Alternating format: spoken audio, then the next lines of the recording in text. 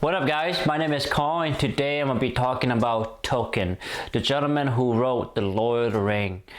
And this movie is essentially I would say a drama about his life in that way. So let's talk about what I did like about this movie. I like the fact that you see hints, an idea of the movie, the Lord of the Rings, the Fellowship. And what else did I think? I like the camaraderie between the friends. You know, they didn't not like each other at the beginning, but eventually they had to come together because the headmaster had forced them to, work together, be a team, and be there for each other. And I like that a lot here. You could tell there's bond and there's chemistry and there's a really that bond that the young men do have, of having good friends around, and you get to see that here. They just enjoy each other's company. And the second thing is that you get to see his relationship with his, I guess you could say, girlfriend, and it didn't really work out, that sort of thing, such as life. And then you get to also see him go off to war during World War One, and you see that he's still worried about his friend because they are his friend, they're his best buddies, and I like that aspect a lot. So let's talk about what I don't like about this movie. What I don't like about this movie is that, one, it doesn't really shine the light on Tolkien.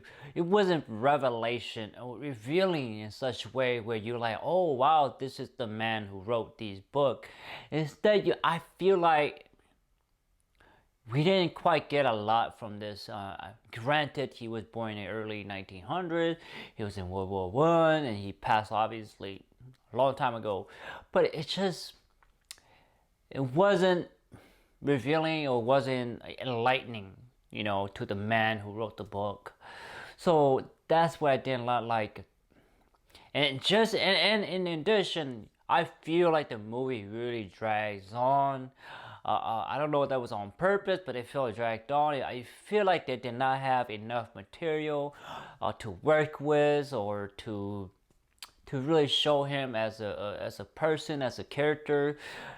Not as a character, but as a real person, or how things affected his life, such as the war, such as the breakup of his friend passed away. You don't really get to sort of see that towards the end, even at all, despite having kids and marry his girlfriend. That didn't really show the kind of the way, it didn't show how he changed. It felt like it was flat all the way through the movies. There was no obstacle. There is obstacle, but it doesn't feel life-threatening, or it doesn't feel like it's a big obstacle for our main characters. So that kind of lacked there. It's just the character development wasn't that great. That the script it felt average, and the ending didn't feel that good at all. It wasn't a sweet, bitter ending. He wasn't. Obviously, you can tell he's a changed man. He's a changed man, but they don't show that he is a changed man internally. They just show him externally, like, yeah, you're gonna marry, have kids. Yes, that's all eternal, but they don't show him change. And the movie is very, very, very flat. The roller coaster isn't really a roller coaster. It's just a train, a kid's train. Sad to say that it is. So, what was the rating I give this movie, guys? I give it a 4 out of 10. It's not good. It's not a good movie to watch. I did not enjoy it. It felt too long. It felt dragged.